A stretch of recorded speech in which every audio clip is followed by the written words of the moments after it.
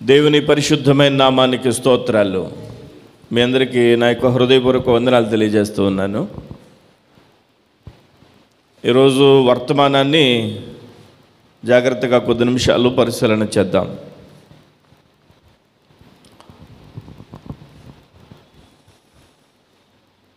యెషయా గ్రంథము 55వ అధ్యాయము. యెషయా గ్రంథము 55వ అధ్యాయము 10వ వచనం చదువుదాం.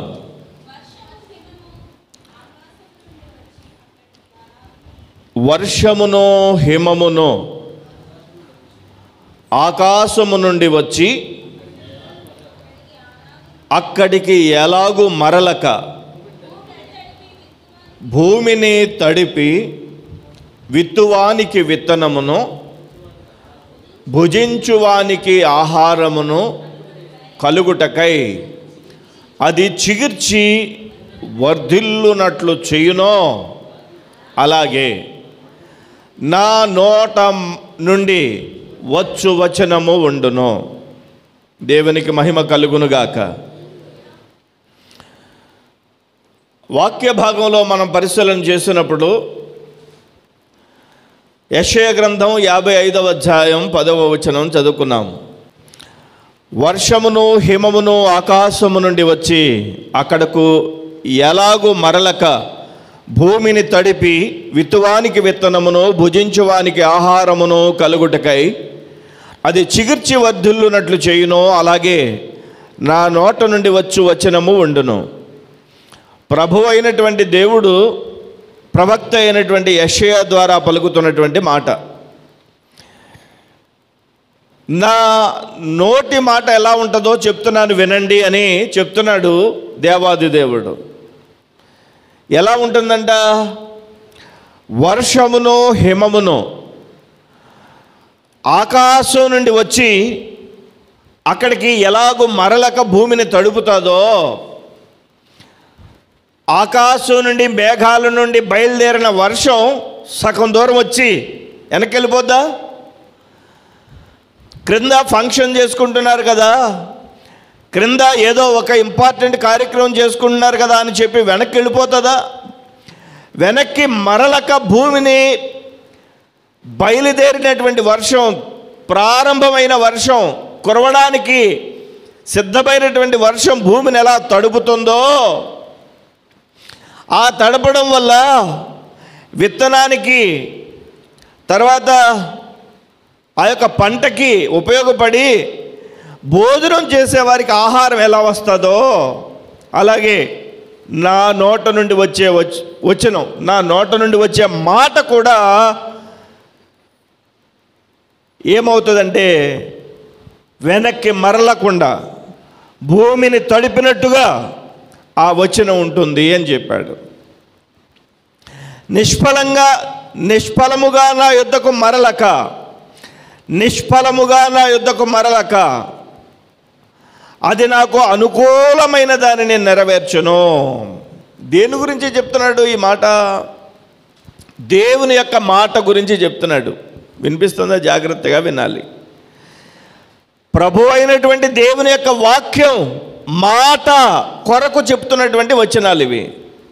నా మాట ఉంది చూసారా, నా వాక్యం ఉంది చూసారా, నా నోట నుండి వచ్చే వచనం ఉంది చూసారా. అది ఎలా ఉంటుందంటే వర్షం వచ్చినట్లుగా వస్తుంది, హిమము అంటే మంచు వచ్చినట్లుగా వస్తుంది. సగం దూరం వచ్చి అది వెనక్కి వెళ్ళిపోదు, భూమిని ఖచ్చితంగా తడుపుతుంది.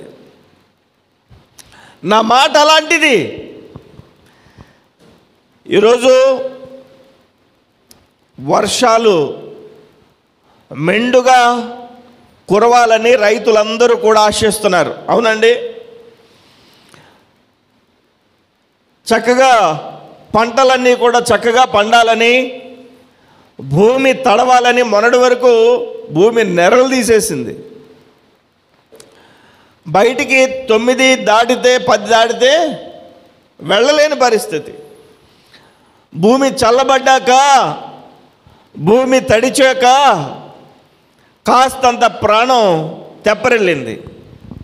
రైతులు మరలా భూమిని దున్ని సేద్యం ప్రారంభించి, పంటల్ని ప్రారంభించి సంతోషంతో ప్రజలందరికీ ఆహారం ఇవ్వడానికి మరి కష్టపడేటువంటి రోజులు ఇవి. దేవునికి మహిమ కలుగునుగాక. దేవుని వాక్యం ఏం చెప్తుందంటే, నా నోటి మాట కూడా అలాంటిదే. నా నోటి మాట కూడా ఎలాంటిదంటే, వర్షం ప్రారంభమయ్యి వెనక్కి తిరిగి వెళ్లకుండా భూమిని ఎలాగైతే తడుపుతాదో, నేను నా మాట ద్వారా మీ హృదయాలు అనేటువంటి భూమిని నేను తడపడానికి ఇష్టపడుతున్నాను. దేవునికి మహిమ కలుగునుగాక. వాక్యం లేదంటే దేవుని యొక్క మాట, దేవుని యొక్క వచనం ఎంత ప్రాముఖ్యమైనదంటే, భూమి మీద పంట పండడానికి వర్షం ఎంత ప్రాముఖ్యమైనదో, ప్రభు అయినటువంటి దేవుని యొక్క మాట మన హృదయాలకి తెప్పరిల్లడానికి కూడా అంతే ప్రాముఖ్యమైనది. హల్లెలూయా. దేవుని యొక్క వాక్యం అంత ప్రాముఖ్యమైనది. అయితే ఈ వాక్యం అనేటువంటి లేదా దేవుని యొక్క మాట అనేటువంటిది ఎలాగ మనం ఆస్వాదించాలో కూడా వాక్యంలోనే వ్రాయబడింది. మొట్టమొదటి కీర్తన చూస్తే 2వ వచనం చదవండి. మొదటి వచనం 2వ వచనం కూడా చదవండి. యెహోవా ధర్మశాస్త్రమునందు ఆనందించొచ్చు, దివారాత్రులు దానిని ధ్యానించువాడు ధన్యుడు. దేవునికి స్తోత్రం కలుగునుగాక. కీర్తనలు మొదటి కీర్తన 2వ వచనం చదువుకున్నాం. యెహోవా ధర్మశాస్త్రం అంటే దేవుని మాట. యెహోవా ధర్మశాస్త్రం అంటే ప్రభు అయినటువంటి క్రీస్తు యేసు యొక్క వచనం. ఈ ధర్మశాస్త్రాన్ని ఆనందించుచు ధ్యానించాలట. దేవునికి స్తోత్రం కలుగునుగాక. అంటే ఎలా ధ్యానించాలి చెప్పండి. ఆనందించుచు ధ్యానించాలి. ఎందుకంటే భూమిని వర్షం తడిపితే ఆ భూమి మీద ఉండేటువంటి పంట పండించే రైతు కానీ, పంట తినడానికి ఉండేటువంటి ప్రజలు కానీ సంతోషిస్తారో, హృదయం మీదకు దేవుని యొక్క వాక్యం అనేటువంటి వర్షం పడితేనే ఆనందం, సంతోషం వస్తుంది. పైగా ఆ వాక్యాన్ని మనం ఎలా వినాలంటే ఆనందముతో వినాలి అని చెప్పి వాక్యంలో వ్రాయబడింది. ఏదో ధ్యానించడం కాదట, ఆనందముతో ధ్యానించాలట. దేవునికి స్తోత్రం కలుగునుగాక. మీకు ఒక విషయం తెలుసా? అనేకమైనటువంటి ప్రాంతాల్లో నేను మాట్లాడుతూ ఉంటాను, మీ దగ్గర కూడా వాక్యం చెప్తూ ఉంటాను. వాక్యం ప్రారంభించినప్పుడు ఒకంత ఆందోళనగా కనిపించేటువంటి ముఖాలు వాక్యం అయిపోయే సమయానికి ఆనందంతో నింపబడతాయి. దేవునికి మహిమ కలుగునుగాక. కారణం మాట్లాడే వ్యక్తి కానే కాదు, మాట్లాడే వ్యక్తి ముమ్మాటికి కాదు, మాట్లాడే వ్యక్తి ఎన్నటికీ కాదు. కానీ ఆ మాట యొక్క ప్రభావం, దేవుని యొక్క మాట యొక్క ప్రభావం వలన వ్యక్తి యొక్క ముఖంలో ఒక ప్రత్యేకమైనటువంటి ఆనందాన్ని చూడగలుగుతాం. దేవునికి స్తోత్రం కలుగునుగాక. హల్లెలూయా. వాక్యం ద్వారా వచ్చేటువంటి ఆనందం లేదా ఆనందిస్తూ మనం ధ్యానించేటువంటి విధానం మనల్ని ధన్యుడిగా మారుస్తుందట. ఎలా మారుస్తుంది? ధన్యుడిగా. అయితే ఒక ప్రత్యేకమైనటువంటి విషయాన్ని మనం గమనించాలి. అసలు వాక్యం వింటే మనకు ప్రయోజనం ఏంటి?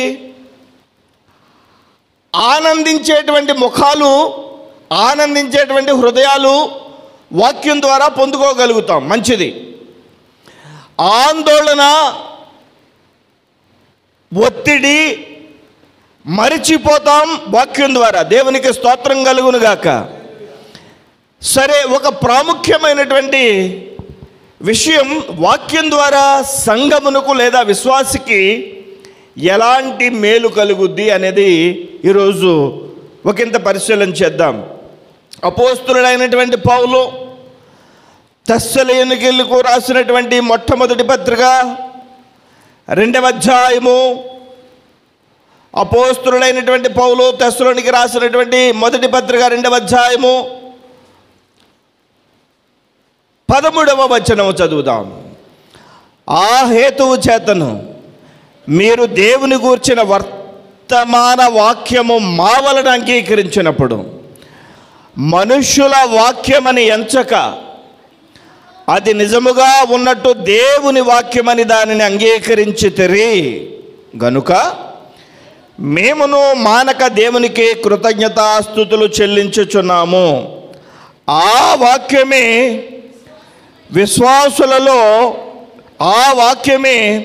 విశ్వాసులైన మీలో కార్యసిద్ధి కలగజేయుచున్నది.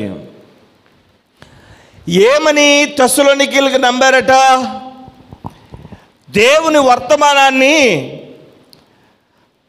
మా వలన, దేవుని వాక్యాన్ని మీరు విన్నప్పుడు, మీరు అంగీకరించినప్పుడు మనుష్యుల వాక్యమని ఎంచక, మనిషి మాట్లాడాడు అనేటువంటి ఆ కోణంలో చూడకుండా ఇది దేవుని మాటే, దేవుని వాక్యే, ధర్మశాస్త్రమందు వ్రాయబడిందే అని ఎంచి ఆ విధంగా మీరు అంగీకరించారు కాబట్టి దేవుని స్తుతిస్తున్నాను అంటాడు పౌలు.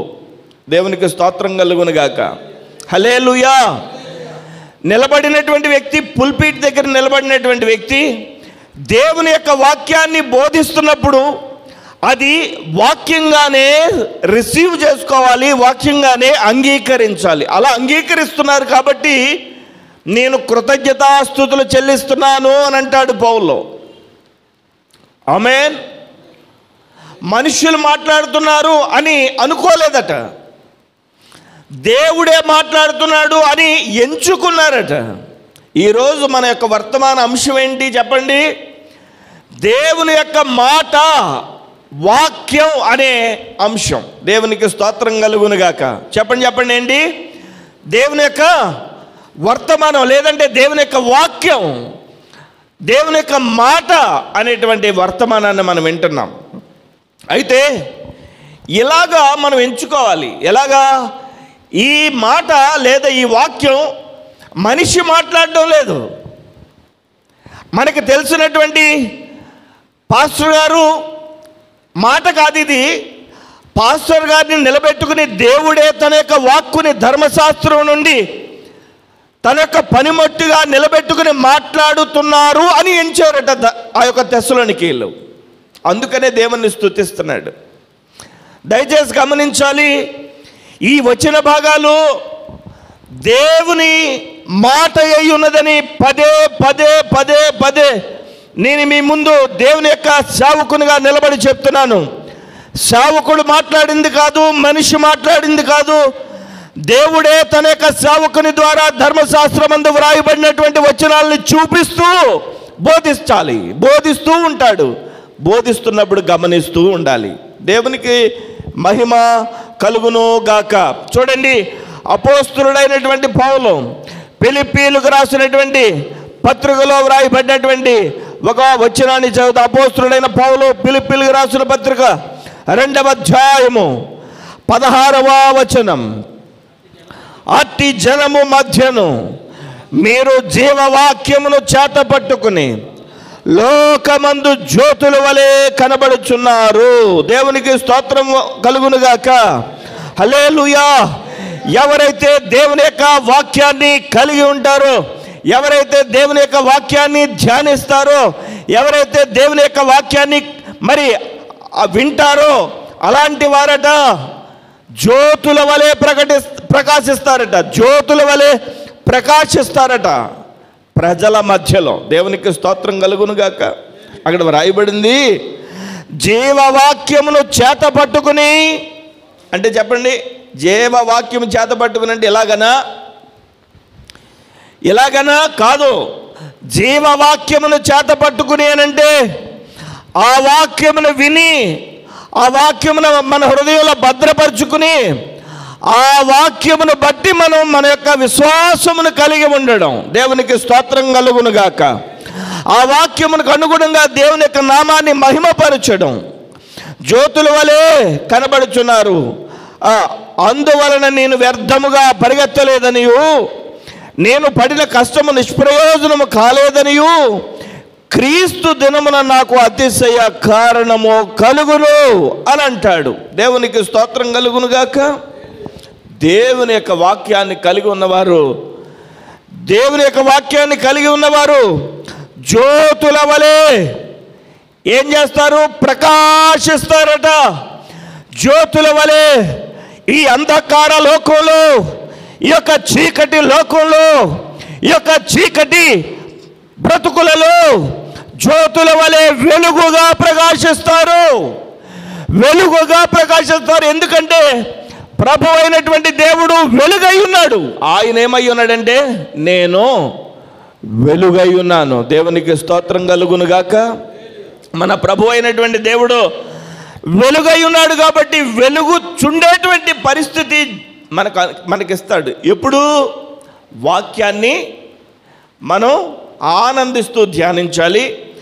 వాక్యాన్ని విన్నప్పుడు మనిషి చెప్పడం లేదు, దేవుని వాక్యం ఇదని మనస్సు పెట్టి వినాలి. దేవుని వాక్యాన్ని మనం చేత పట్టుకోవాలి. అప్పుడు జ్యోతుల వలె ప్రకాశిస్తామట ఈ అంధకార లోకంలో. అదే మీకు చక్కని వచ్చిన భాగాన్ని మీకు నేను చూపిస్తాను. చూడండి, కొరింథీయులకు రాసినటువంటి 2వ పత్రిక 4వ అధ్యాయం 5వ వచనాన్ని ఒకసారి చదువుదాం. అంధకారములో నుండి వెలుగు ప్రకాశించునుగాక అని పలికిన దేవుడే తన మహిమను గూర్చిన జ్ఞానము యేసుక్రీస్తునందు వెల్లడిపరచుటకు మా హృదయములలో ప్రకాశించెను. దేవునికి స్తోత్రం కలుగును గాక. అంధకార లోకం, చీకటి లోకం, ఈ లోకంలో అంధకారం చీకటి ఉన్నప్పుడు వెలుగు ప్రకాశించును గాక అని ఏ దేవుడైతే పలికాడో ఆ దేవుడే తన మహిమను గూర్చిన జ్ఞానము యేసుక్రీస్తునందు వెల్లడిపరచుటకు మా హృదయములలో ప్రకాశించెను. ఎలా ప్రకాశించాడంటే వాక్యము వెల్లడి అవ్వడం ద్వారా. హల్లెలూయా. వాక్యము వెల్లడి అవ్వడం ద్వారా మన హృదయములలో ప్రకాశించాడట. మొట్టమొదటి దీవెన ఏమని చెప్పొచ్చు అనంటే, మనము దేవుని వాక్యం వింటే ప్రకాశిస్తాము.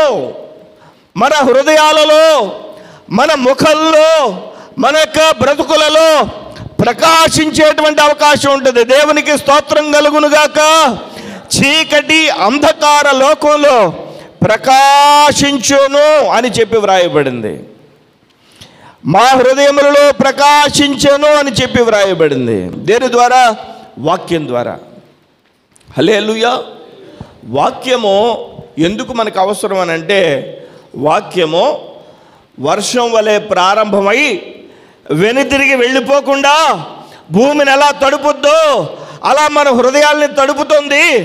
అలా హృదయాల్ని తడిపిన తరువాత హృదయములో నుండి లేదా భూమిలో నుండి ఏ విధంగా అయితే ఆహారము బయటకు వస్తుందో, ఆహారం పండుతుందో, తద్వారా ఆనందము కలుగుతుందో, మన జీవితాల్లో ఆనందించడానికి అంటే ప్రకాశించడానికి, సంతోషించడానికి ప్రభువారు సహాయం చేస్తారట.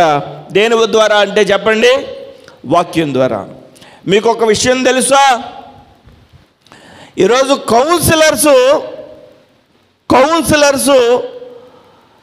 ఎంతమంది ఉన్నారో. కౌన్సిలర్స్ అంటే ఒక కాలేజీకి వెళ్తే కౌన్సిలింగ్ చేసేవాళ్ళు. ఒక ఒత్తిడికి గురయ్యారు అని అంటే, నిద్ర పట్టడం లేదంటే పెద్ద పెద్ద సిటీస్లో వాళ్ళు కూర్చుంటారు. వాళ్ళ దగ్గరికి వెళ్ళి నిద్ర పట్టడం లేదంటే వాళ్ళు అడుగుతారు, ఎందుకు నిద్ర పట్టడం లేదు, మీకు ఏ ఏ కష్టాలు ఉన్నాయి, ఏ ఏ ఇబ్బందులు ఉన్నాయి, ఇవి ఆలోచించకండి అని చెప్తారు. అయితే దేవుని యొక్క వాక్యం ముందు కూర్చుని వాక్యము విన్నవారికి ఒక విధమైనటువంటి చెప్పనశక్యమైనటువంటి ప్రకాశమానమైనటువంటి ఆ యొక్క తేజోమయమైనటువంటి అనుభూతి కలుగుతోంది. తద్వారా మనం ఏమైపోతామంటే తేలికైనటువంటి హృదయాలు అయిపోతాయి. దేవునికి స్తోత్రం. వాక్యం వినడానికి వెళ్ళే ముందు ఒత్తిడి ఉన్న, వాక్యం విన్న తర్వాత ఎంతో గొప్ప తేలిక. కారణం ఏంటంటే నేను నీతో మాట్లాడి నీ యొక్క ఒత్తిడిని తొలగించి ప్రకాశింపజేస్తాను అని వాగ్దానం. దేవునికి స్తోత్రం. ఎక్కడంటే అంధకార లోకంలో. ఆమేన్. అంధకార లోకంలో. హల్లెలూయా. అంధకార లోకంలో మనల్ని ప్రకాశింపజేసేటువంటి కృపను ప్రభువారు మనకు అనుగ్రహించును గాక. ఆమేన్.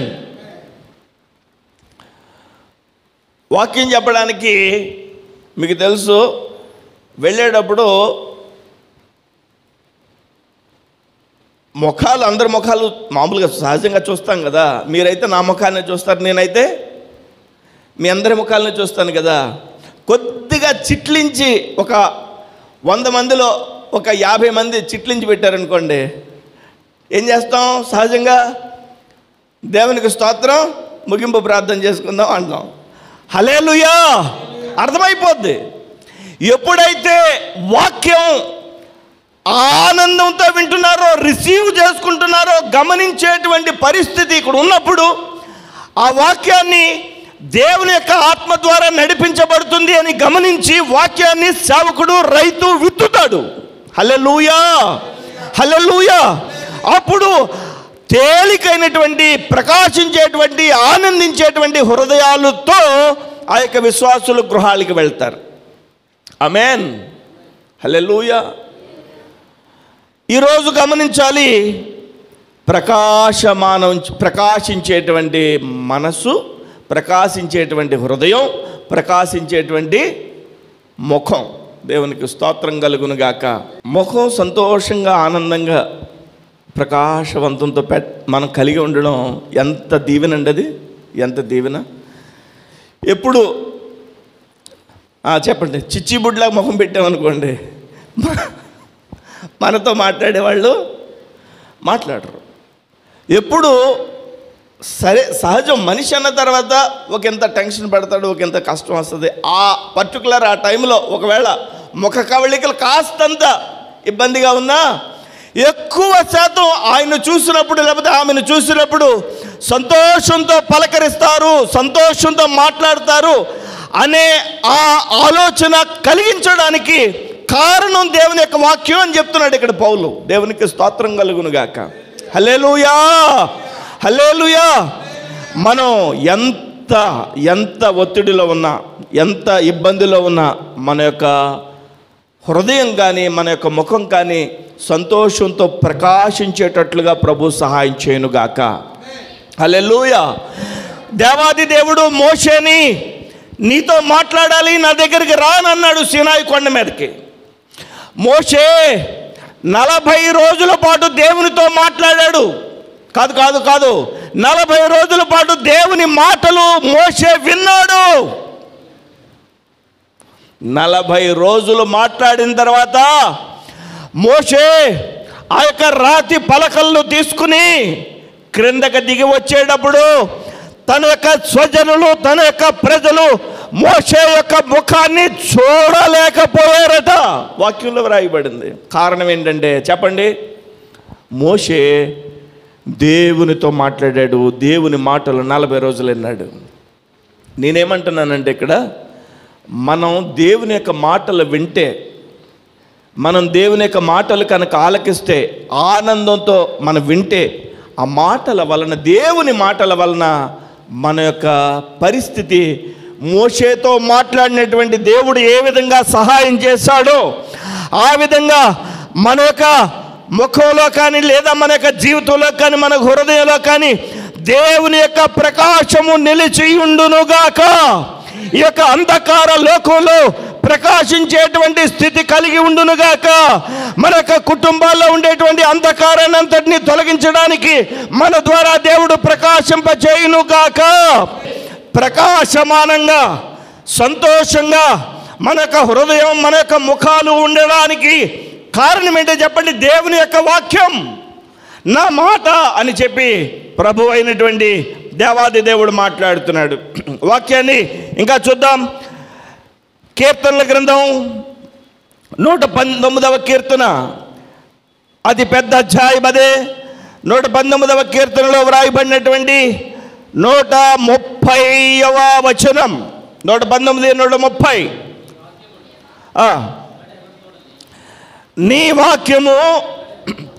నీ వాక్యములు వెల్లడి ఒకట తోడనే వెలుగు కలుగును, అవి తెలివి లేని వారికి తెలివి కలిగించును. మొట్టమొదటిగా నేనేం చెప్పాను? వాక్యము వెల్లడి అవ్వడం వల్ల వెలుగు కలుగుద్ది, ప్రకాశిస్తారని చెప్పానా?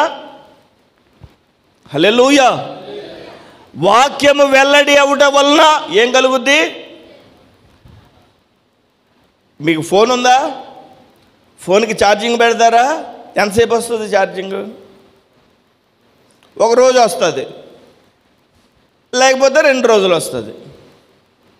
ఏమండి, మరలా ఛార్జింగ్ పెట్టాలా? వాక్యం అనేటువంటి ఆ వెలుగు మన హృదయాలలో ఉండాలంటే ప్రతి ఆదివారం ఇక్కడికి వచ్చి వాక్యము చేత మనం ఛార్జ్ అవ్వాలి మనం. దేవునికి స్తోత్రం. ఎందుకంటే వారానికి ఛార్జింగ్ అయిపోద్ది. వాక్యం యొక్క ప్రభావం ఒక 1 వీక్ పాటు మన అంధకార లోకంలోకి వెళ్తాం కదా, ఆ లోకంలో మనమే వెలుగుతూ ఉంటాం కదా, ఆ వెలుగు ఎగ్జిబిట్ చేస్తూ ఉంటాం. దేవుని యొక్క శక్తి. ఇప్పుడు ఒకరి కోసం ప్రార్థన చేశాను అనుకోండి, నాలోంచి ఏమవుతుంది? చెప్పండి. పవర్ వెళ్తుంది. దేవునికి స్తోత్రం. అంటే ఖర్చు పెడుతున్నాను.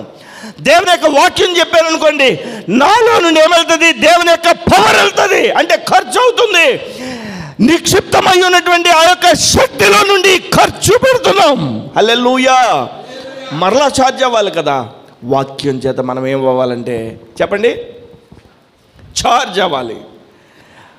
వాక్యములు వెల్లడి అగుట తోటనే వెలుగు కలుగును. మనం వెలుగుతాం, ప్రకాశిస్తాం. ఇంకోటి, మొదటి పదం ప్రకాశిస్తాం. రెండవ పదం, అవి తెలివి లేని వారికి తెలివి కలిగించును. చెప్పండి. తెలివి లేని వారికి తెలివి కలిగించును. అంటే తింగరోళ్ళకి తింగరతనంగా ఉండకుండా తెలివితేటలు ఇస్తాయి. దేవునికి స్తోత్రం.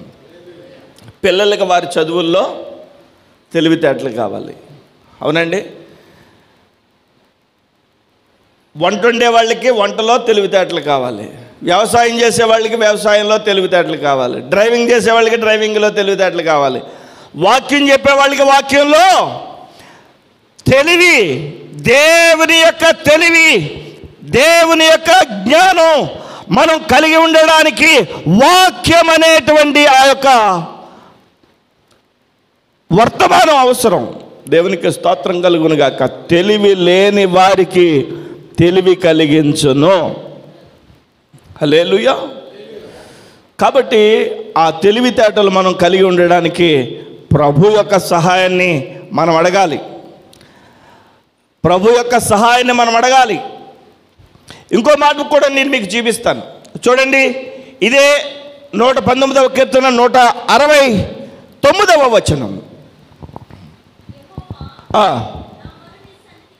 యెహోవా నా మొర నీ సన్నిధికి వచ్చునుగాక, నీ మాట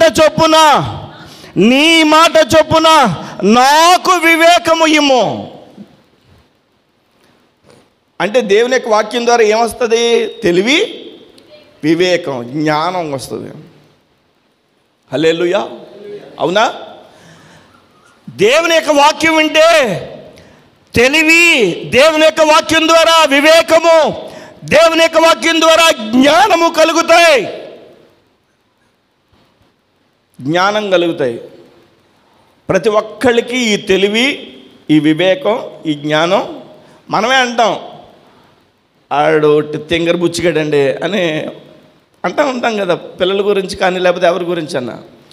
వారికి వాక్యం వినిపింపజేస్తే వాక్యము ద్వారా ఏమవుతుంది? తెలివి, జ్ఞానం, వివేకం. దేవునికి స్తోత్రం. హల్లెలూయా.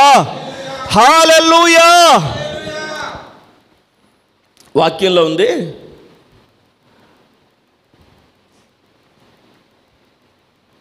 జ్ఞానము కలిగినటువంటి స్త్రీ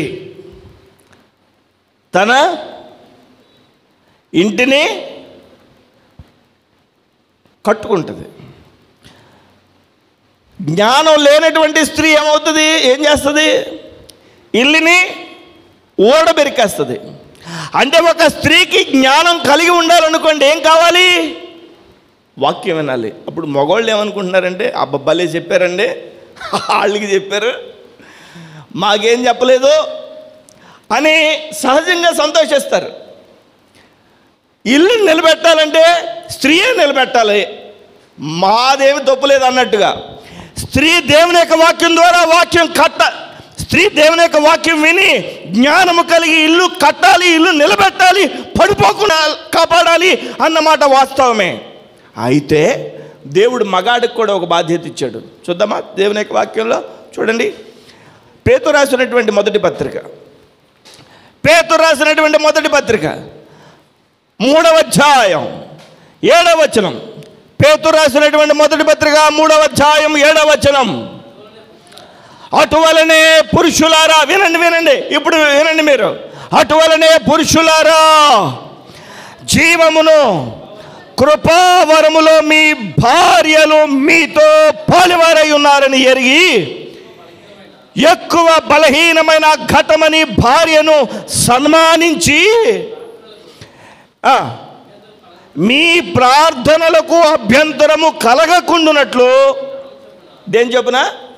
గట్టిగా చెప్పాలి, మళ్ళీ చెప్పాలి, జ్ఞానము చొప్పున వారితో కాపురము చేయుడి. దేవునికి స్తోత్రం, హల్లెలూయా. అంటే దాని అర్థం ఏంటి? అర్థమైందా? స్త్రీలు ఇల్లు కట్టుకోవడానికి జ్ఞానం కలిగి ఉండాలి. జ్ఞానం లేకపోతే వాళ్ళు ఏం చేస్తారు? ఉన్న ఇంటిని ఒక్కొక్క ఆకుని పీకేస్తారు, ఇల్లు కూలిపోద్ది. ఇల్లు కూలకుండా ఉండాలంటే స్త్రీయే కారణం. ఆ స్త్రీ జ్ఞానం కలిగి ఉండాలంటే దేవుని యొక్క వాక్యం ద్వారా జ్ఞానం వస్తుంది. దేవునికి స్తోత్రం. మరి పురుషుడికి అక్కర్లేదా అంటే పురుషుడికి కూడా జ్ఞానం కావాలి. ఆ పురుషుడికి ఉండేటువంటి జ్ఞానం గురించి మాట్లాడుతూ ఏమంటాడు? జీవమును కృపావరములో మీ భార్యలు మీతో పాలువారై ఉన్నారని ఎరిగి ఎక్కువ బలహీనమైన ఘటమని భార్యను, అంటే రోజుకొక సాలువా తెచ్చి వీళ్ళు కప్పేయాలి. అంతేనా సన్మానించడం అంటే? ఏమండి, రోజుకొక సాలువా తెచ్చి వీళ్ళు కప్పేయాలా? సన్మానించడం అంటే ఏంటంటే మూల భాషను బట్టి పరిశీలన చేస్తే వాళ్ళని పొగడాలి. ఏం చేయాలి? పొగడాలి. వాళ్ళని ఏం చేయాలి? బలహీనమైన ఘటం అంటే ఉట్నే బుడబుడమంటే నీళ్లు కారిపోతాయి, కాస్తంత అన్నామంటే చెప్పండి ఉబ్బిపోతారు. అవునండి, బలహీనమైనటువంటి ఘటం, కానీ చాలా అవసరమైనటువంటి వ్యక్తి. దేవుని వాక్యం ఎందుకు కావాలంటే మనము ఆనందంగా ఉండాలంటే, సంతోషంగా ఉండాలంటే, మన హృదయాలు ప్రకాశించాలంటే, మన ముఖాలు ప్రకాశించాలంటే దేవుని వాక్యం కావాలి. వాక్యం ఎక్కడ దొరుకుద్ది? పెట్రోల్ ఎక్కడ దొరుకుద్ది? చెప్పండి. బంకులో దొరుకుద్ది. గ్యాస్ ఎక్కడ దొరుకుద్ది? వాక్యం ఎక్కడ దొరుకుద్ది? దేవుని మందిరంలో దొరుకుద్ది. అంతే. హల్లెలూయా. దేవుని యొక్క మందిరానికి మనం వెళ్ళి చార్జ్ అవ్వాలి. ఎందుకంటే అప్పుడు మన ముఖాలు ప్రకాశిస్తాయి. భార్య భర్త దేవుని మందిరానికి వచ్చినప్పుడు భార్య ఎలా ఆకులు పీకైకూడదో భార్యకి జ్ఞానం వస్తుంది. భర్తకి భార్యని ఏ విధంగా సన్మానించాలో తెలుస్తుంది. హల్లెలూయా, హల్లెలూయా. ఖచ్చితంగా దేవుని యొక్క వాక్యం చేతనే భార్య భర్తలు ఇద్దరు కూడా దేవుని యొక్క వాక్యాన్ని బట్టి జ్ఞానం కలిగి ఉంటారు. అందుకని ఏం చేయాలి చెప్పండి? సన్మానించాలంటే ఏం చేయాలి? పొగడాలి. అంటే ఏం చేయకూడదు చెప్పండి? ఏం చేయకూడదు? తిట్టకూడదు. వినిపిస్తుందండి మీకు? ఎలా తిట్టకూడదంటే మరి తిట్టకుండా ఉండగలమండి మనం? తిట్టినట్టు ఉండకూడదు. అది హల్లెలూయా. ఉప్పు ఎక్కువైపోయింది అనుకోండి కూరలో, నీకు అసలు రాలేదు వండడం అంటే ఏం చేస్తారు? అట్నుంచి వాళ్ళు రైజ్ అయిపోతారు. అని చూడండి, నీకు నా వంటలు నచ్చు, నీకు మా వంటలు నచ్చు మీకు అంటారు. హల్లెలూయా. దేవుని యొక్క జ్ఞానము చొప్పున మనం వాక్యం విన్నప్పుడు ఏం చేస్తామంటే, నేనైతే ఏం చేస్తానో చెప్పనా, కాస్త ఉప్పు ఎక్కువైంది అని అన్నాను అనుకో, మరి అందరూ బాగానే తిన్నారు, మీరు ఎలా అంటున్నారేంటి అని అంటది మా పాస్టరమ్మ గారు. అందుకని నేనేమంటానంటే, మా ఇంటి వెనకాల ఒక పెద్ద ఆవిడ మా అమ్మగారు ఉన్నారు, ఆ మా అమ్మగారికి అని ఇచ్చారు ఈ కూర అని అడుగుతాను. అర్థమైందా మీకు? నువ్వు వండితే ఇలా వండవు కదా, ఆవిడ కనిచ్చారు ఈ కూర, అర్థమైపోద్ది. అలాగంటే నేను ఇప్పుడు చెప్పండి, తిట్టానా తిట్టలేదా? హల్లెలూయా! తెలివితేటలంటే ఇయ్యే మరి. హల్లెలూయా! దేవునికి స్తోత్రం. హల్లెలూయా! దేవుని యొక్క వాక్యంలో గమనించినప్పుడు వాక్యమును బట్టి జ్ఞానం కలుగుతుంది. కుటుంబంలో ఆ జ్ఞానము చొప్పున మనం ముందుకెళ్ళడానికి ప్రభు వారు సహాయం చేస్తారు. అంటే వాక్యం ఎందుకు అవసరం మనకి చెప్పండి? అటు భర్తకి ఇటు భార్యకి జ్ఞానం కలిగి ఉండడానికి. ఎప్పుడైతే వారిద్దరికి జ్ఞానం, మనం ఇంకా అనుకుంటాం వాళ్ళిద్దరికే చెప్పారు, పిల్లలకి చెప్పలేదని. చూడండి సామెతల గ్రంథం 15వ అధ్యాయం 20వ వచనం. సామెతల గ్రంథం 15వ అధ్యాయం 20వ వచనం చదవాలి అందరూ.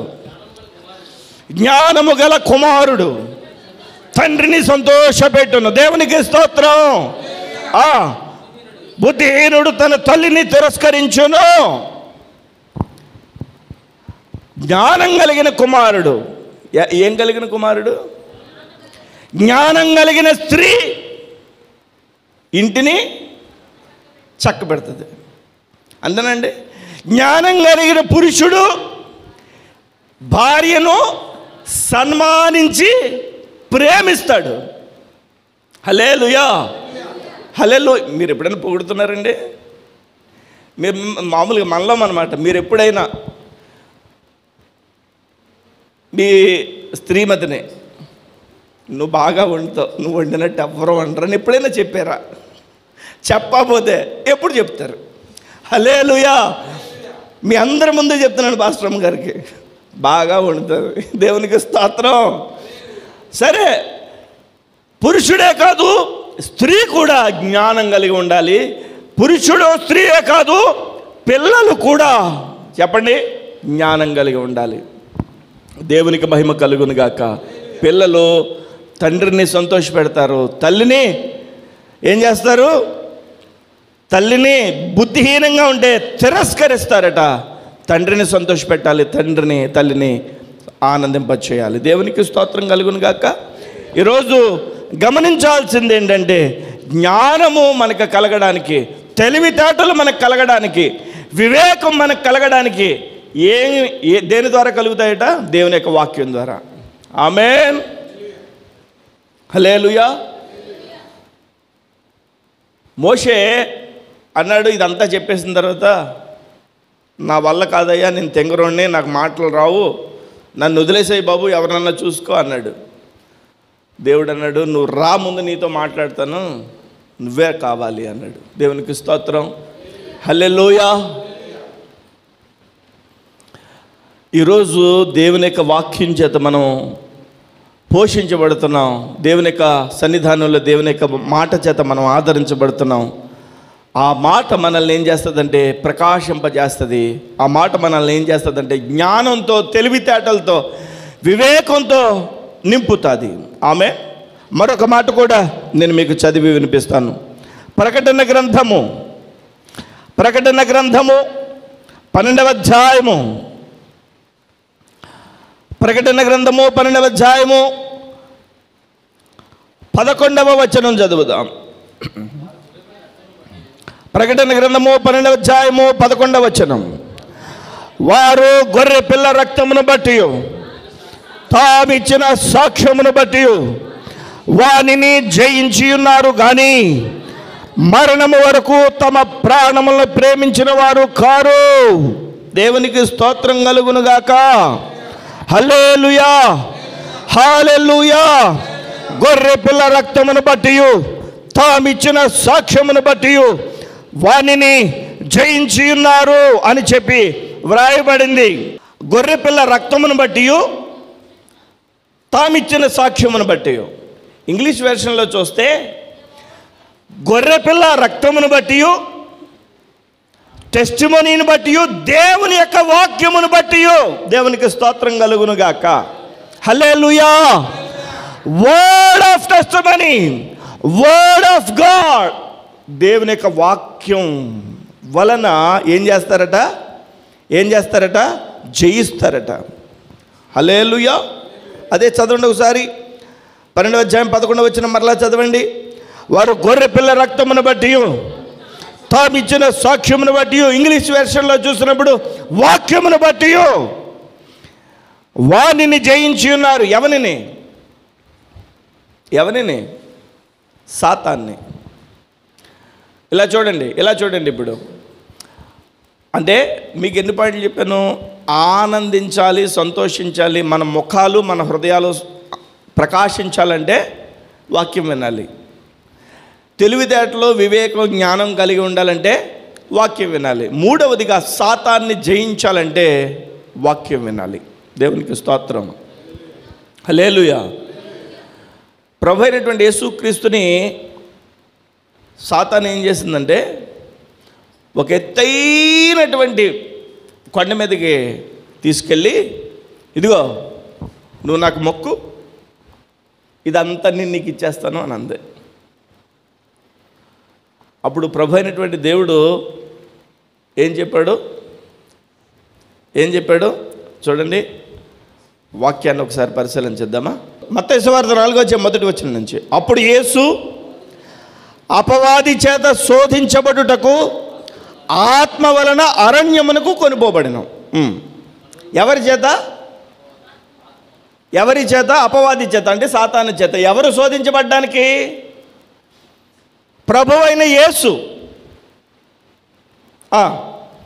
40 దినములు 40 రాత్రులు ఉపవాసం ఉండిన పిమ్మట ఆయన ఆకలి కొనగా ఆ శోధకుడు అంటే సాతాను ఆయన యొద్దకు వచ్చి, నీవు దేవుని కుమారుడవైతే ఈ రాళ్ళు రొట్టెలుగా ఆజ్ఞాపించమన్నాడు. ఇదిగో నువ్వు దేవుని కుమారుడు కదా, ఇన్ని రాళ్ళు ఉన్నాయి. ఇజ్రాయేలు నిండా రాళ్లే.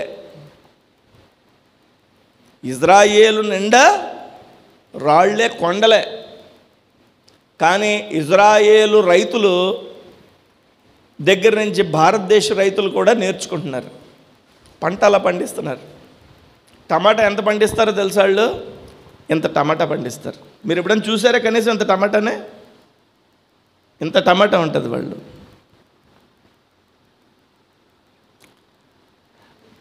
ఒక అరటికాయలు ఎంత ఉంటుందో తెలుసా? ఈ స్తంభం అంత ఎత్తు ఉంటుంది. అందుకనే వాక్యంలో వ్రాయబడింది, ఈ ద్రాక్ష గెలల్నే ఇలాగా కర్ర కట్టి కర్రకి ఏలాడి తీసుకుంటూ మోసుకెళ్ళారట వాగ్దాన దేశంలో. అవునా? అంతంత ద్రాక్ష గెలలు ఇప్పటికే ఉంటాయి. ఆ దేశం నుంచి మన భారతదేశ రైతులు కూడా చాలా విషయాలు నేర్చుకుంటున్నారు. సరే, ఇప్పుడు రాళ్ళు ఎక్కడ పడితే అక్కడ ఉంటాయి కదా. సాతాను ప్రభు యేసుక్రీస్తుతో చెప్పింది ఏమని? నువ్వు దేవుని కుమారుడివే కనుక అయితే ఈ రాళ్ళన్నీ రొట్టెలుగా చేసేయనన్నది.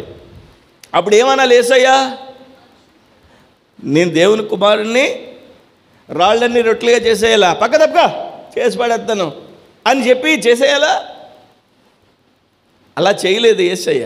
ఏమైందో చూడండి అక్కడ. అందుకైనా మనుష్యుడు రొట్టె వలన మాత్రము కాదు కానీ దేవుని నోట నుండి వచ్చు ప్రతి మాట వలన జీవించును. సమాధానం ఏం చెప్పాడు? వాక్యమే చెప్పాడు. సాతానికి సమాధానం ఏం చెప్పాలి? వాక్యంతోటే చెప్పాలి. అంటే వాక్యం మనలో ఉందనుకోండి, సాతాను గజగజలాడుతుంది, సాతాను వణికిపోతుంది, సాతాను భయపడుతుంది. అవునా? యేసుక్రీస్తు దగ్గరికి వెళ్ళింది అపవాది మానవుడి దగ్గరికి రావడానికి ఎంత? అవునండి. అపవాది మన దగ్గరకు వచ్చి సూచక్రియ చేయి అని అడిగింది అనుకోండి, సూచక్రియ చేసేయలేదు యేసయ్య. యేసయ్య ఏం చేశాడంటే వాక్యం చెప్పాడు సాతానికి. వాక్యం గుర్తు చేయాలంటే మన దగ్గర ఏముండాలి? వాక్యం ఉండాలి. వాక్యం ఉండాలి అంటే ఏం చేయాలి? మనం వాక్యం వినాలి. దేవునికి స్తోత్రం కలుగునుగాక. అన్నాడు, మనుషుడు రొట్టె వలన మాత్రం కాదు కానీ దేవుని నోట నుండి వచ్చే ప్రతి మాట వలన జీవిస్తాడు. నోర్మై, రొట్టెలు చేసుకుని తినక్కర్లేదు, ఏం తినాలో నాకు తెలుసు పో అన్నట్టుగా చెప్పాడు. దేవునికి స్తోత్రం. హల్లెలూయా, హల్లెలూయా. అంతటి అపవాది పరిశుద్ధ పట్టణమునకు ఆయనను తీసుకుపోయి దేవాలయ శిఖరమును ఆయన నిలవబెట్టి, దేవాలయ శిఖరాన్ని నిలబెట్టిందంట. నీవు దేవుని కుమారుడు అయితే క్రిందకు దూకై అందట. ఎవరో? అపవాది, సాతాను, దెయ్యం. అప్పుడు యేసయ్య ఏమని చేయాలి?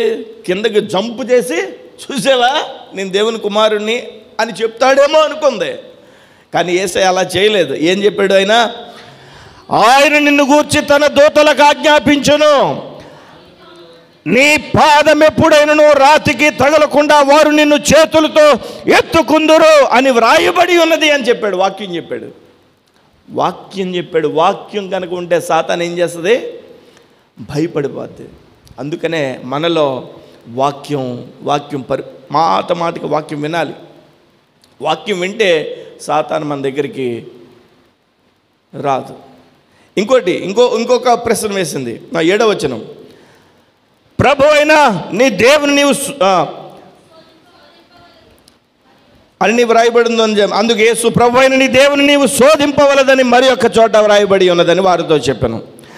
మరలా అపవాది మిగుల ఎత్తైన ఒక కొండ మీదకి ఆయన తోడుకుని పోయి,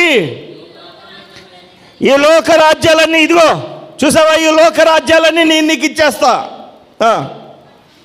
వాటి మహిమను ఆయనకు చూపి నీవు సాగిలపడి నాకు నమస్కారం చేసిన ఎడల వీటన్నిటినీ నీకు ఇచ్చేదని ఆయనతో చెప్పాను. యేసయ్యతో చెప్తుంది సాతాను, నువ్వు నాకు నమస్కారం చేస్తే ఈ లోకం అంతా నీకు ఇచ్చేస్తానని. అప్పుడు యేసయ్య ఏమన్నాడు తెలుసా? సాతానా పొమ్ము, ప్రభు అయిన నీ దేవునికి మ్రొక్కి ఆయనను మాత్రమే, దేవునికి మాత్రమే సేవించాలి, దేవునికి మాత్రమే మొక్కాలి, ఇంకెవ్వరికే నాకు తెలుసు అని చెప్పి వాక్యాన్ని చెప్పాడు. ఇప్పుడు చెప్పండి, వాక్యం కనుక మన హృదయంలో ఉంటే సాతాను ఏం చేస్తుంది? మన దగ్గరికి రాలేదు. చెప్పండి, రాలేదు. దేనివలన? వాక్యాన్ని బట్టి. యేసు రక్తమే జయం. ఆ మాట మీరు అంటున్నారనుకోండి, చెప్పండి, వస్తుందా సాతాను? చెప్పాలి, ఒకే గొంతుతో చెప్పాలి, యేసు రక్తమే జయం. హల్లెలూయా. దురాత్మ అంటే ఇదివరకు నేను చిన్నప్పుడు చదువుకునేటప్పుడు సినిమాలు చూసేవాడిని. ఆ సినిమాలు చూసినప్పుడు రౌడీలు ఎలా ఉండేవారంటే, టీషర్ట్ ఏమండి వేసుకుని ఈ గళ్ళ లుంగి ఒకటి కట్టుకుని సగం వరకు కట్టుకుని ఈ మీసాలు ఎంత పెట్టుకుని ఇక్కడేమో ఒక కాయి లాంటిది పెట్టుకుని మెళ్ళలోనేమో ఏదో కట్టుకుని ఒక చాకు లాంటిది చేతితో పెట్టుకునేవారు. అలా ఉంటే రౌడీ అన్నట్టు అనమాట. ఏమండి? కానీ ఇప్పుడు సాతాను ఎలా ఉంటుందో తెలుసా? అతి తెలివిగా బిహేవ్ చేస్తుంది, అతి తెలివిగా. దేవునికి స్తోత్రం. సాతాను ఎవరి ద్వారా ఎలాంటి కార్యాలు చేస్తుందో అర్థం కాకుండా చేస్తుంది. ఈరోజు గమనించాలి, దేవుని యొక్క వాక్యం కనుక మనలో ఉంటే వాక్యమును బట్టి సాతాను మనల్ని సమీపించడానికి ధైర్యం సరిపోదు. కాబట్టి దేవుని యొక్క వాక్యాన్ని మనం కలిగి ఉండాలి. ఏ పాయింట్లు చెప్పాను చెప్పండి మీకు. 1, దేవుని యొక్క వాక్యం మనలో ఉంటే మన ముఖం ప్రకాశిస్తుంది, మన హృదయం ప్రకాశిస్తుంది. 2వ పాయింట్ ఏం చెప్పాను? దేవుని వాక్యం మనలో ఉంటే మనకి తెలివితేటలు, మనకి వివేకం, మనకి జ్ఞానం ఉంటుంది, భార్య అయినా భర్త అయినా పిల్లలైనా. 3వదిగా దేవుని యొక్క వాక్యం అంటూ మనలో ఉంటే చెప్పండి, సాతాను మనల్ని జయించలేదు, సాతాన్ని మనం జయిస్తాము. దేవునికి స్తోత్రం కలుగునుగాక. హల్లెలూయా. సాతాన్ని మనమే జయిస్తాము. కాబట్టి మరొక మాట కూడా మనం చదువు. యెషయా గ్రంథం 66వ అధ్యాయం. యెషయా గ్రంథం 66వ అధ్యాయం 2వ వచనం చదువుదాం.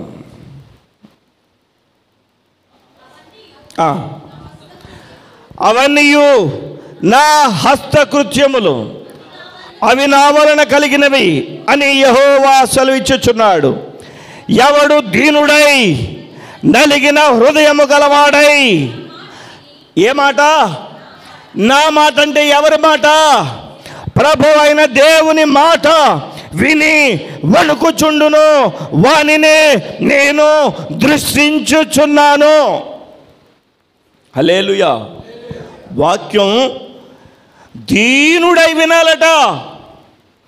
వాక్యం ఎవడు దీనుడై నలిగిన హృదయము గలవాడై దేవుని యొక్క మాటను, దేవుని యొక్క వాక్యాన్ని వణుకుచూ వింటాడు,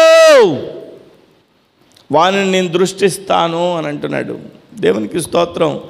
దేవుడు కనుక దృష్టిస్తే మనల్ని ఆశీర్వదిస్తాడు. వినే వాక్యాన్ని ఏం చేయాలట? దీనుడిగా వినాలట. ప్రభువా, నీవు మహోన్నతుడువు, నేను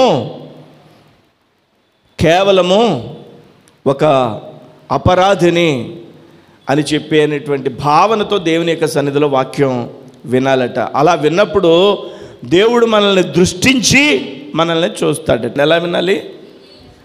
దీనుడై వినాలి, వణుకుతూ వినాలి. దేవునికి స్తోత్రం కలుగును గాక. హల్లెలూయా. ఓ పాస్టర్ గారు చెప్పారు,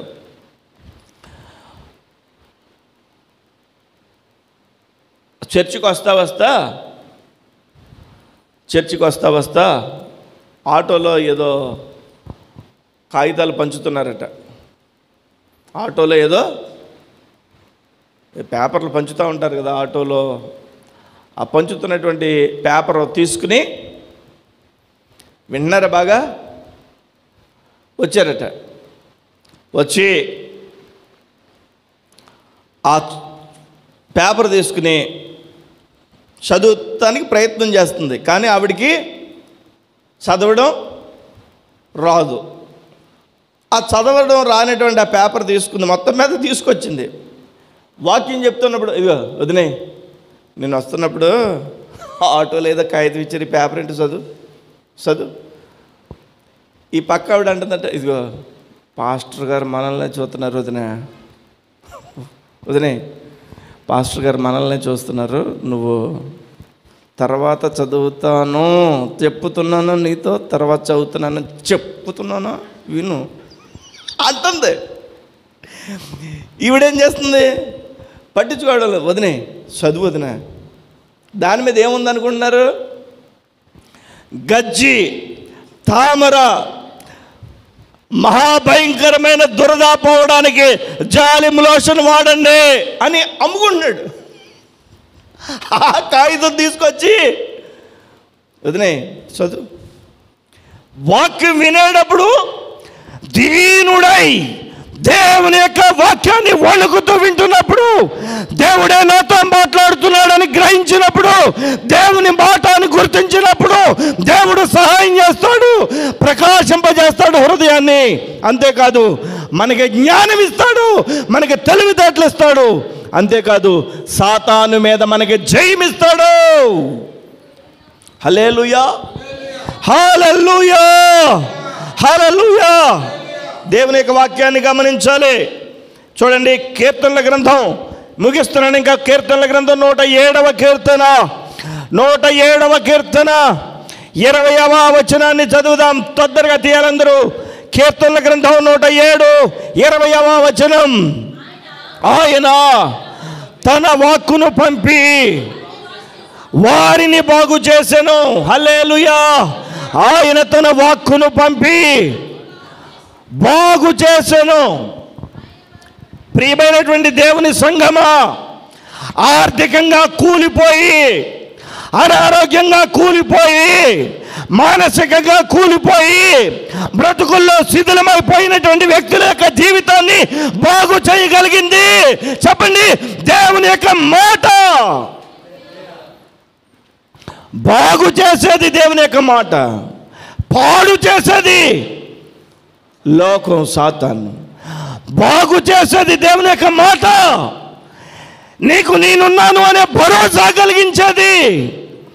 నువ్వెంత మాత్రము నీవు శిథిలమైపోవు, నిన్ను కడతాను అని చెప్పి ప్రోత్సహించేది.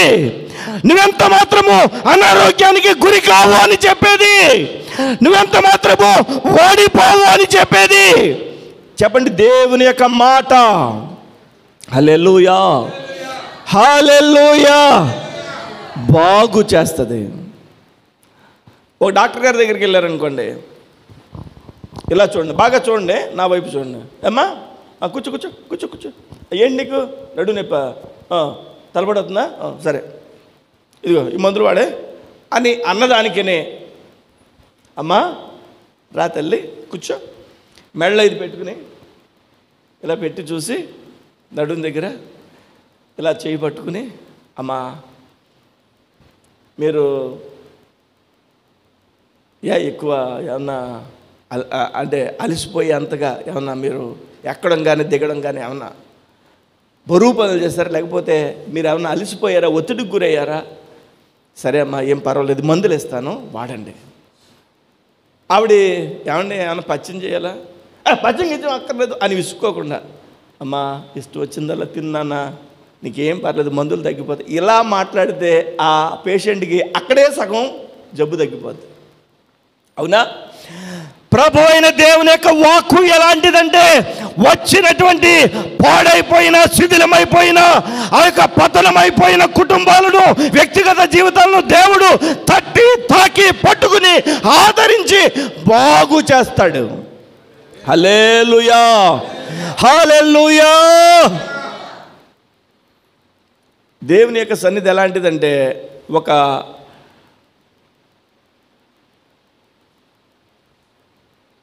కార్ వాషింగ్ సెంటర్ లాంటిది అన్నమాట దేవుని యొక్క సన్నిధి. అర్థమవుతుందండి? మీకు అర్థమైందా?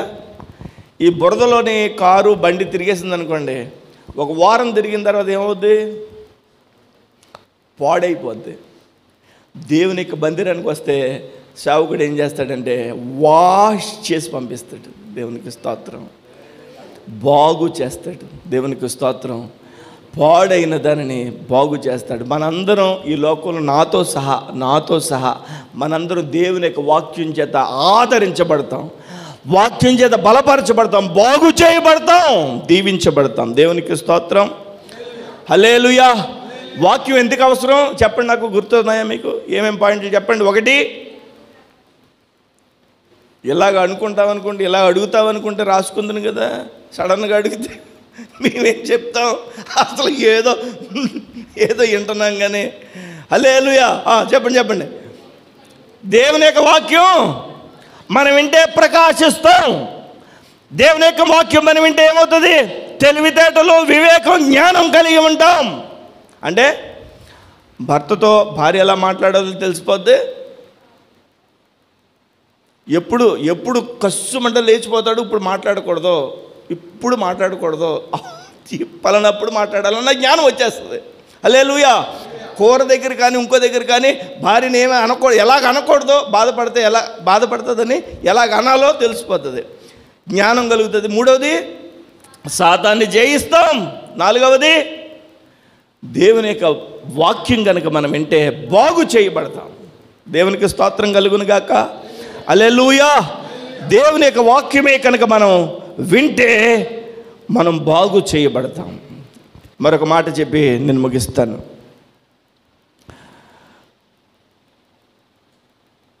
కీర్తనల గ్రంథం 105వ కీర్తన 105వ కీర్తన 19వ వచనం చదువుతాం. 19వ వచనం. అతడు చెప్పిన సంగతి నెరవేరు వరకు యెహోవా వాక్కు అంటే దేవుని యొక్క మాట అతనిని పరిశోధించుచుండెను. అంటే టెస్ట్ చేస్తుందట వాక్యం మనల్ని. హల్లెలూయా. పరిశోధిస్తుంది, పరిశీలిస్తుంది. దేవునికి స్తోత్రం. హల్లెలూయా, హల్లెలూయా.